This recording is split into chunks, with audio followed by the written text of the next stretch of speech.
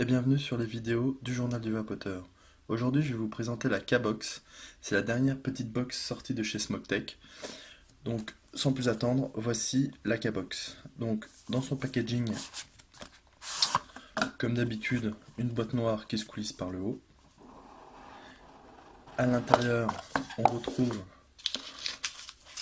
notre K-Box. Voilà, toute petite. Et dans ce kit, nous avons donc les notices, le câble USB, micro USB, les joints et résistances de rechange pour le TVV8 Baby. Voilà. Donc on va pas trop s'attarder sur le TVV8 Baby. On va plutôt se pencher sur la K-Box. Voilà, on met ça de côté. Donc la K-Box, c'est une toute petite box, comme on peut le voir, hein. Elle tient vraiment dans le creux de la main. Les caractéristiques de la box, elle va de 1 watt jusqu'à 50 watts par incrémentation de 0,1 watt. En contrôle de température, elle va de 100 degrés Celsius jusqu'à 315 degrés Celsius. Elle supporte les résistances entre 0,1 à 3 ohms en mode wattage et de 0,06 ohms à 3 ohms en contrôle de température. Elle supporte le Ni200, le titane, l'inox pour ce qui concerne le contrôle de température. Son pin 510 est sur ressort. Au niveau des toutes petites dimensions, la hauteur fait 54,8 mm. Au niveau de sa largeur, elle fait 33,25 mm. Et au niveau de l'épaisseur, elle fait 25 mm. Pour un poids de 119 grammes. Son rechargement se fait via le port micro USB qui se situe en dessous de la box. Elle a une autonomie de 1600 mAh pour un écran OLED de 0,96 pouces. Sur l'écran, on va retrouver donc les watts, le preheat, les volts, les ohms, l'ampérage, le mode donc watt ou contrôle de température, le nombre de puffs et la température, ainsi que le temps de vape. Voilà. Donc quoi dire de cette petite box? Bah, je la trouve fort sympathique, elle est vraiment toute petite. Il y a plusieurs choix de coloris, il y a la couleur arc-en-ciel, il y a la couleur violette dont je dispose, la couleur grise, pardon. Elle est petite, elle tient au creux de la main, voilà, on a vraiment de bonnes sensations. Les boutons sont agréables, quand on secoue, il n'y a pas de cliquetis, ils sont bien maintenus. Euh, c'est agréable au toucher. Quoi dire d'autre? Au niveau définition, eh bien, on est sur du Smoketech, hein, donc euh, ils ont fait leurs preuves, hein, les finitions sont au rendez-vous, le pas de vis est très correct, les boutons sont vraiment agréables et performants. L'écran est très lumineux. Pour entrer dans les paramètres de la box, on appuie 3 fois sur le bouton Fire. 1, 2, 3. Voilà, donc on a le mode, le nombre de puffs, le setting et le power. Donc le mode, donc c'est bah, on règle les watts ou le contrôle de température. Donc pour régler les watts, on valide en appuyant sur le bouton Fire. On choisit son preheat, donc normal, hard ou soft. Et on revalide en appuyant sur le bouton Fire. Voilà, et on est à 22 watts. Et quand on laisse son doigt appuyé, on peut monter jusqu'à 50 watts. Voilà, si on veut passer en mode contrôle de température, on sélectionne température, voilà, et donc on choisit la puissance en watts, les différents types de coil, et puis on choisit la valeur de sa résistance, et on passe en contrôle de température. Ensuite on a les puffs. Donc les puffs, eh bien c'est voilà, on va déterminer un nombre de puffs maximal par jour. Donc ça peut aller jusqu'à 999 ou jamais. En général, on l'utilise pas ce mode-là. Voilà.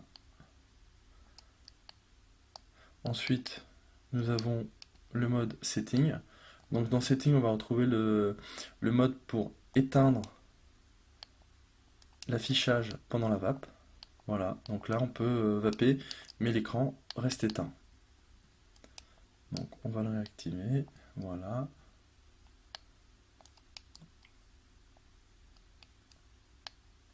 Voilà. On va déterminer le temps d'affichage de l'écran avant qu'il se mette en veille. Voilà. On va pouvoir régler le contraste de l'affichage.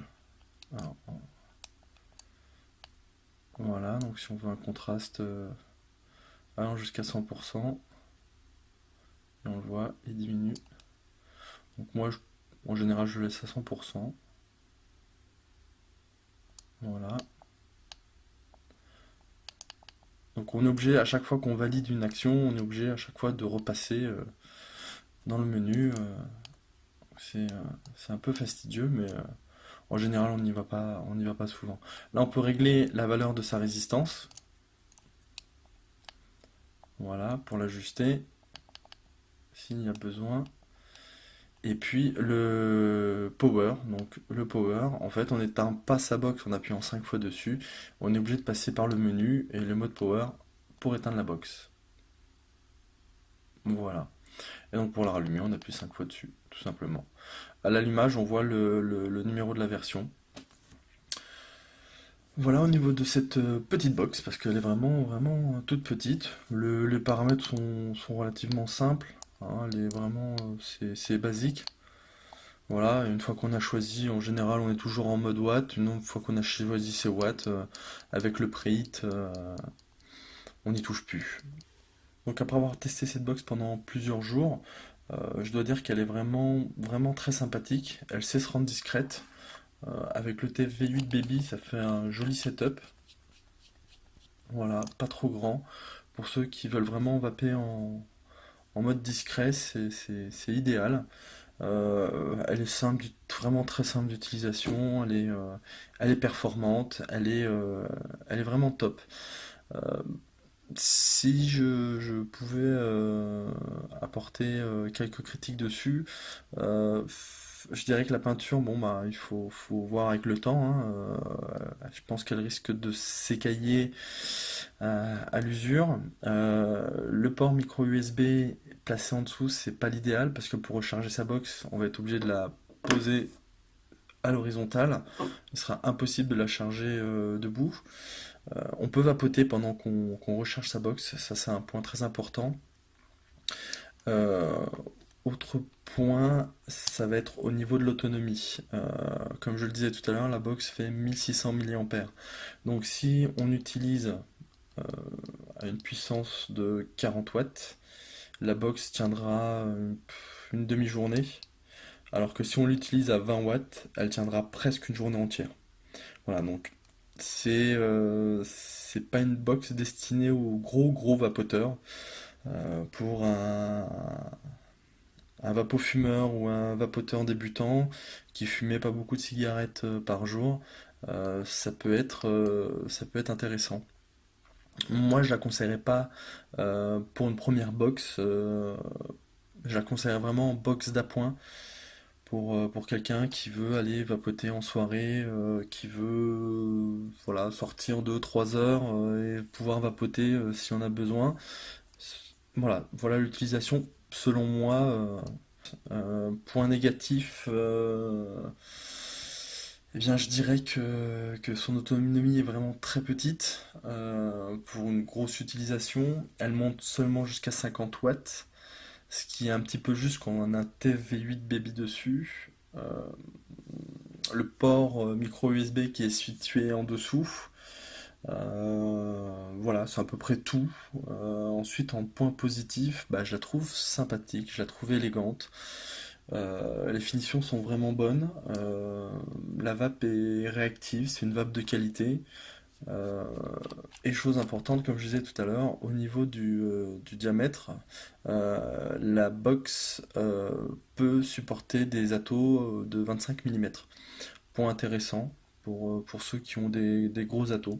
Voilà, moi je l'ai testé aussi sur d'autres atomiseurs reconstructibles avec une résistance en 0,5 ohm. Je vais à 20-25 watts, ça me faisait presque une journée. Donc voilà, je la trouve sympathique, je suis satisfait, je trouve cette petite box vraiment très agréable. Merci d'avoir suivi cette vidéo, je vous dis à très bientôt, abonnez-vous, lâchez un pouce bleu et à bientôt sur les vidéos du journal du Vapoteur.